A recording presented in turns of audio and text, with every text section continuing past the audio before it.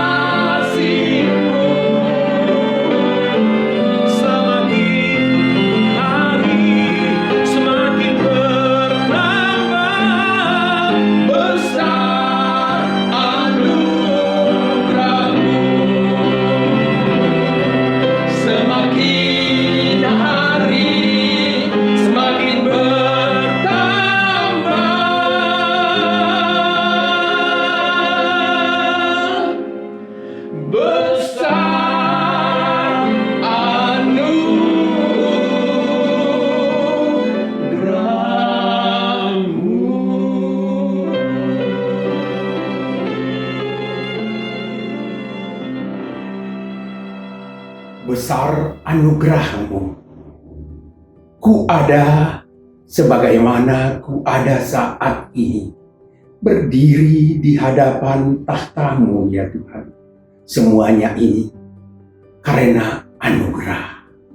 Begitu juga Bapak Ibu, saudara yang terkasih, yang mendengarkan rindu akan penyegaran rohani. Mari, sebelum kita mendengarkan kebenaran firman Tuhan, kita satukan hati dan pikiran kita. Kita berdoa. Segala puji dan syukur, hikmat dan kemuliaan hanya di dalam nama Allah. Allah yang kami kenal dan kami sembah, di dalam kasih dan kuasa Kristus Yesus, yang memampukan kami ada dan berada saat ini, yang memakai hamba sebagai alat-Mu untuk berbicara atas nama Allah melalui kuasa Roh Kudus, Roh yang mengajari, Roh yang memampukan hamba, juga yang memberkati umat-Mu untuk mendengar dan menjadi pelaku firman. Berbicaralah ya Tuhan, kami umat-Mu sedia dan siap untuk mendengar. Di dalam nama Yesus. Amin. Amsal pasal 10 ayat 25 sampai ayat 32. Menjadi baik dan benar dalam hidup. Saudaraku, orang baik belum tentu benar, tetapi orang benar sudah pasti baik. Terkadang saudaraku, orang yang tidak beragama lebih baik dari orang yang beragama. Mereka tidak mengenal Tuhan, bahkan tidak mengakui Tuhan itu ada. Tetapi berbahagialah kita, Bapak Ibu, kekasih-kekasih Tuhan dan saudaraku, bahwa kita telah mengenal Allah itu melalui Yesus yang turun ke dunia ini menjadi Immanuel, Allah bersama-sama dengan kita. Saudaraku, orang-orang yang tidak mengenal Tuhan dan tidak percaya, mereka mempunyai prinsip hidup, atau lebih dalam, kalau boleh saya katakan filosofi hidup mereka-mereka yang tidak percaya bahwa Tuhan itu ada. Bahwa hidup ini adalah perjalanan menuju kematian.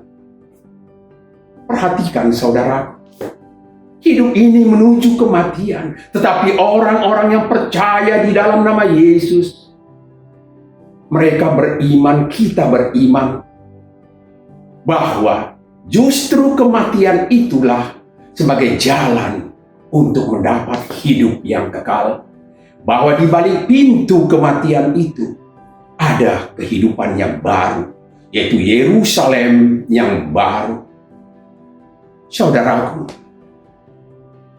sebelum kita membaca Amsal pasal 10 ayat 25 sampai 32, saya ingin mengajak saudara, siapa Salomo ini, seorang raja yang masih muda belia, yang menggantikan ayahnya Raja Daud. Daud yang takut akan Tuhan, yang pasti mengajari anaknya Salomo menjadi seorang pribadi yang takut dan taat kepada Sang Pencipta, yang mereka nyatakan saat itu dalam PL. Allahnya Abraham, Allahnya Yakub, dan Allahnya Ishak. Di dalam kitab 1 Raja-Raja pasal 3, ketika Salomo berada di Gibeon, Salomo bermimpi. Tuhan Allah mendatangi dia di dalam tidurnya. Dan Tuhan berkata kepada Salomo, Salomo, apa yang engkau minta? Atau lebih tepatnya Tuhan mengatakan, mintalah apa yang hendak aku berikan kepadamu. Perhatikan saudaraku, Minta apa yang hendak aku berikan kepadamu, kata Tuhan Allah. Salomo berkata, Tuhan, aku masih muda belia, aku belum berpengalaman. Bagaimana aku memimpin umat-Mu yang sangat-sangat besar ini, umat Israel, yang sudah dibebaskan dari perbudakan Mesir ke tanah perjanjian. Bagaimana aku untuk berlaku adil ketika umatku bermasalah? Salomo hanya meminta, berikan kepadaku hikmat, ya Tuhan Allah. Hikmat dalam bahasa Ibrani dikatakan hokmah. Hokmah berarti melakukan atau berbuat atau menjalankan perbuatan-perbuatan yang baik yang Tuhan Allah inginkan. Jadi Salomo mendapat hikmat yang diberikan Tuhan kepadanya. Inilah isi daripada kitab Amsal. Amsal Salomo. Artinya Amsal itu adalah pengajaran, nasihat-nasihat untuk membedakan yang benar dan yang jahat. Dan Salomo, karena hikmat yang dia minta kepada Tuhan, Salomo mempunyai 3.000 Amsal dan 1.005 kidung pujian yang dinyanyikan. Salomo menulis 2 pasal di dalam Mazmur 72 dan Mazmur pasal 127. Dan kitab-kitab Amsal ini dan juga kitab-kitab pengkhotbah dan kidung agung itu adalah tulisan Amsal. Bukan dari pemikiran Salomo. Tapi Salomo mendapatkan hikmat dari Tuhan Allah yang memberikan kepada dia. Mari saudaraku kita baca apa yang dikatakan Salomo dalam pasal 10 ayat 25 dikatakan, bila taufan melanda, lenyaplah orang fasik, tetapi orang benar adalah alas yang abadi. Perhatikan saudaraku, perbedaan antara orang fasik dan orang benar. Mari kita melihat perumpamaan Tuhan Yesus di dalam Matius pasal 7, dalam khotbahnya di bukit. Saya bacakan untuk saudara 2 macam dasar ayat 24. Setiap orang yang mendengar perkataanku ini dan melakukannya, perhatikan saudaraku, ia orang itu sama dengan orang yang bijaksana, orang yang berhikmat, yang mendirikan rumahnya di atas batu. Kemudian turunlah hujan dan datanglah banjir, lalu angin melanda rumah itu, tetapi rumah itu tidak rubuh sebab didirikan di atas batu. Tetapi setiap orang yang mendengar perkataanku ini,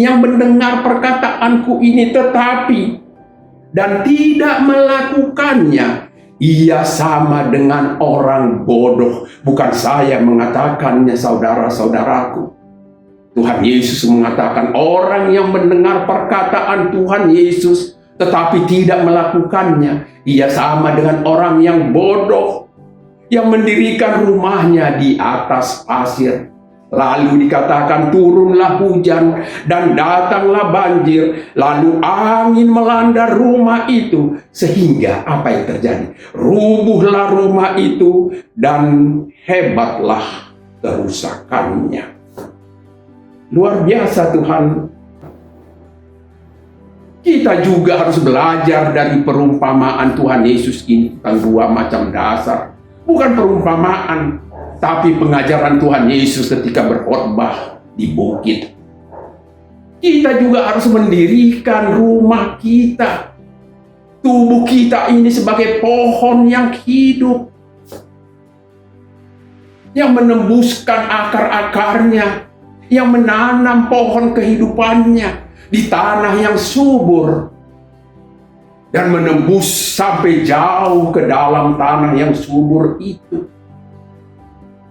Bahkan ketika kita akar iman kita menembus tanah yang subur, kita akan menghadapi kerikil-kerikil yang tajam, batu-batu yang menghalangi kehidupan iman percaya kita. Bahkan kita akan menghadapi batu yang sangat keras.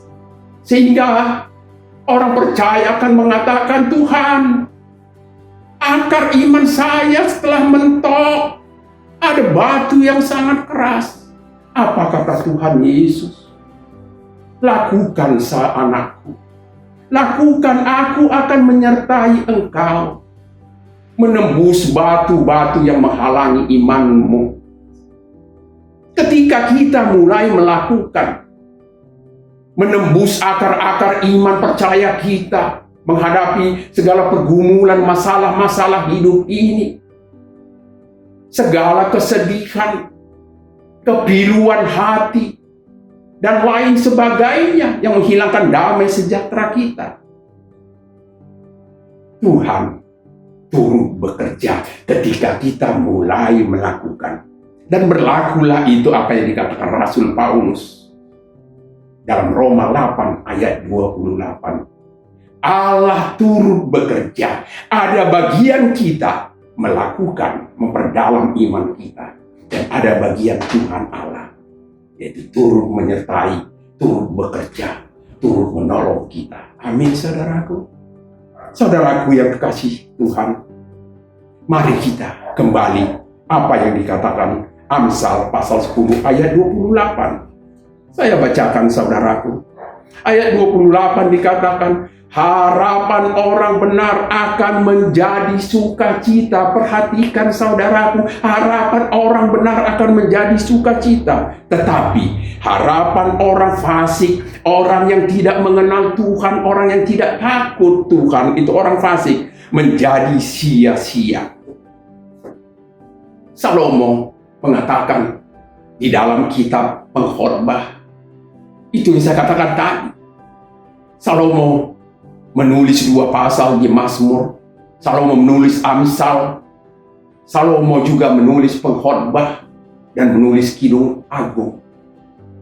Dalam Pengkhotbah, Salomo mengatakan bahwa segala sesuatu apapun di bawah matahari adalah kesia-siaan. Kata-kata yang berhikmat yang mengajari kita untuk hidup ini tidak sia-sia. Kita pergunakan waktu yang ada, waktu yang masih ada dalam perjalanan hidup kita ini menuju rumah yang baru, kehidupan yang baru, Yerusalem yang baru. Jangan seperti orang fasik. Apa yang ada pada kita?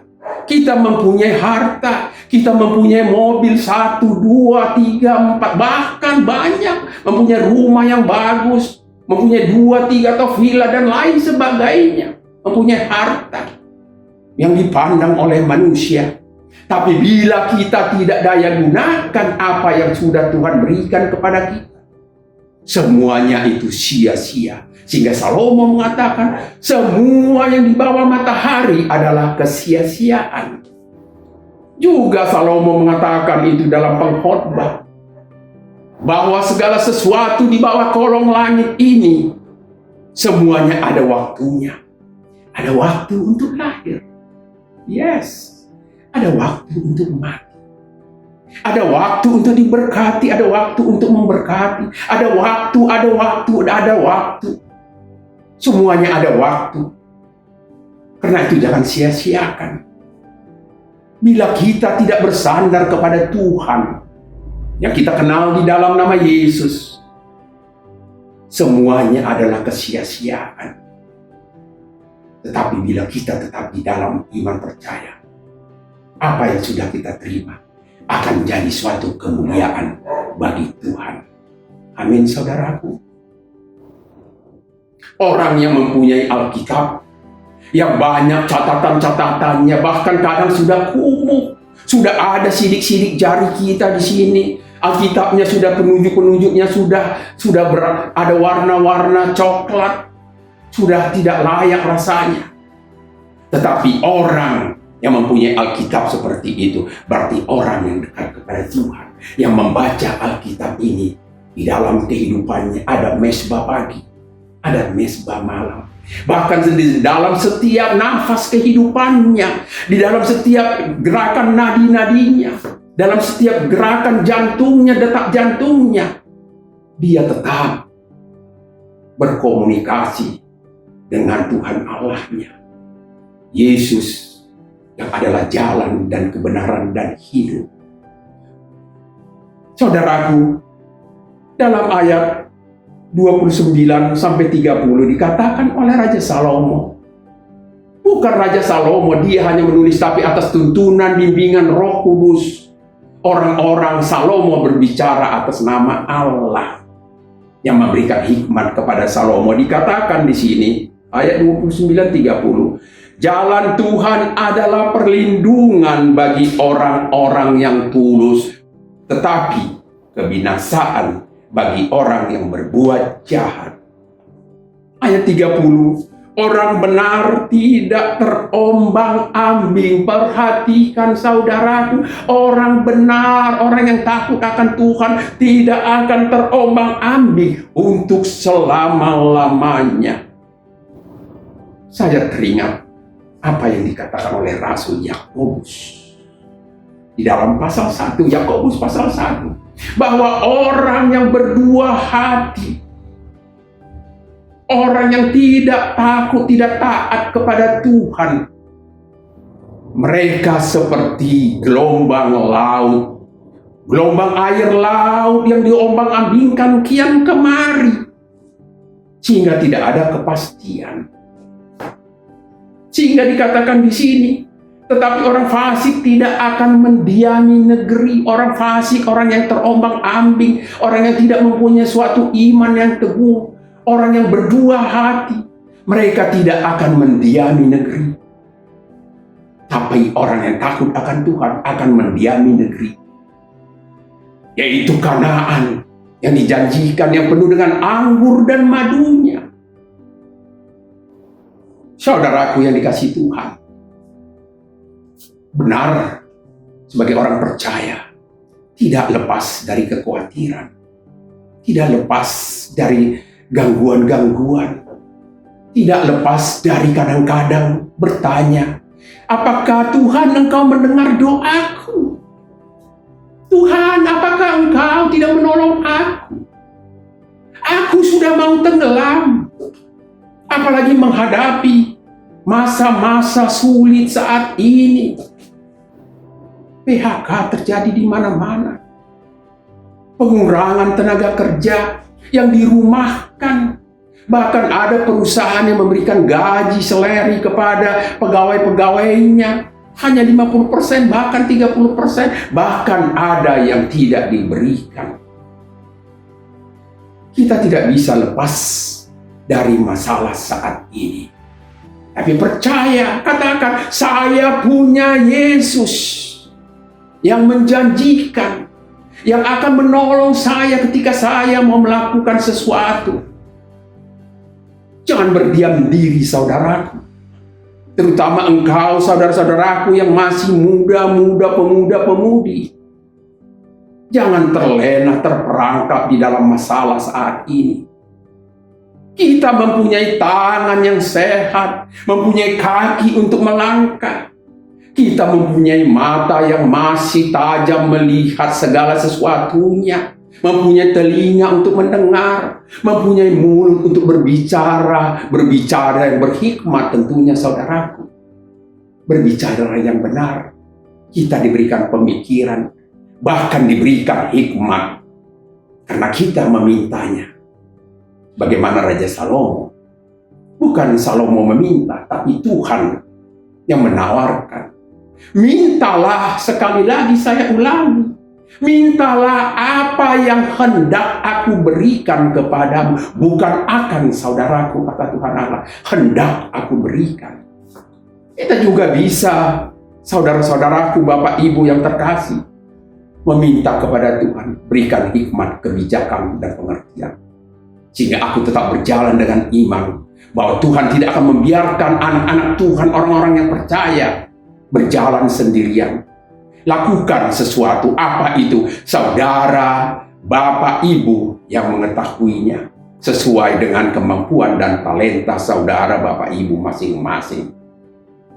Amsal dalam ayat 31 dan 32 dikatakan di sini, mulut orang benar mengeluarkan hikmat, tetapi lidah bercabang memang lidah tak bertulang. Ada ya lagu itu ya, memang lidah tak bertulang, tak terbatas kata-kata. Ya saudaralah yang melanjutkan itu. Tetapi lidah bercabang akan dikerat, ia akan dikikis lidah yang bercabang ini. Bahkan akan dipotong, itu artinya dikerat. Ayat 32. Bibir orang benar tahu akan hal yang menyenangkan, tetapi mulut orang fasik hanya tahu tipu muslihat, tipu sana, tipu sini. Itulah orang fasik yang tidak takut akan Tuhan. Mari kita buka Yakobus pasal 1. Kalau orang Batak, Jakobus, ya. Tapi mari, ini lidah Batak. Yakobus tidak apa-apa. Tapi saya perbaiki saudaraku. Yakobus pasal 1 ayat 26 dikatakan di sini. Jikalau ada seorang menganggap dirinya beribadah, tetapi tidak mengekang lidahnya, tidak mengendalikan lidahnya, orang itu menipu dirinya sendiri, maka sia-sialah ibadahnya. Saudaraku, lidah kita ini, bibir mulut kita ini perlu disekolahkan. Ya, harus keluar. Sekolah ke Universitas Amsal, sekolah ke Universitas Pengkhotbah, sekolah ke Universitas Kidung Agung, dan sekolah kepada Alkitab, baik dalam perjanjian lama maupun perjanjian baru. Ada Injil kebenaran, ada berita sukacita yang Tuhan Yesus bawa kepada orang-orang percaya. Kekasih-kekasih Tuhan, sungguh indah bila kita mau menghadap kepada Tuhan, meminta kepada Tuhan hikmat dan pengertian. Kesimpulan dari apa yang sudah dijabarkan tadi, hanya ada dua kelompok manusia di bawah kolong langit ini, di bawah matahari, yaitu kelompok manusia yang benar, yaitu kelompok manusia yang takut akan Tuhan.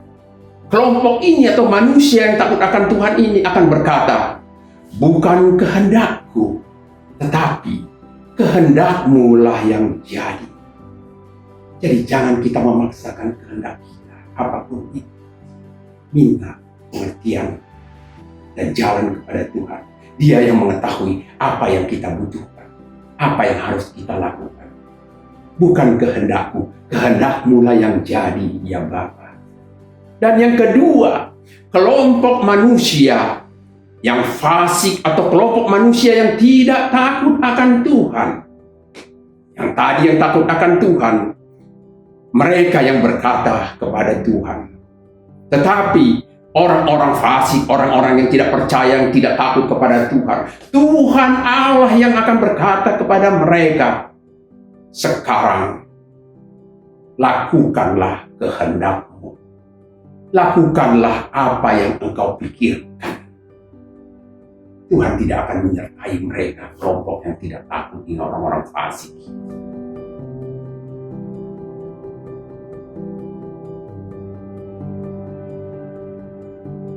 Ada 3 pokok dasar yang harus kita perhatikan. Yang pertama, minta hikmat kepada Tuhan sebagaimana Salomo ditawarkan oleh Allah itu sendiri. Dan Salomo meminta hikmat. Lakukan, minta hikmat kepada Tuhan. Yang kedua, datang kepada Yesus. Dialah sumber kehidupan ini. Ini bukan hanya kata-kata. Ini suatu kesaksian, sesuatu yang baik yang Tuhan ajarkan, yang sudah didapatkan oleh orang-orang yang percaya. Datang kepada Yesus, dialah jalan bagi kita, dialah kebenaran bagi kita, dan dialah hidup bagi orang percaya.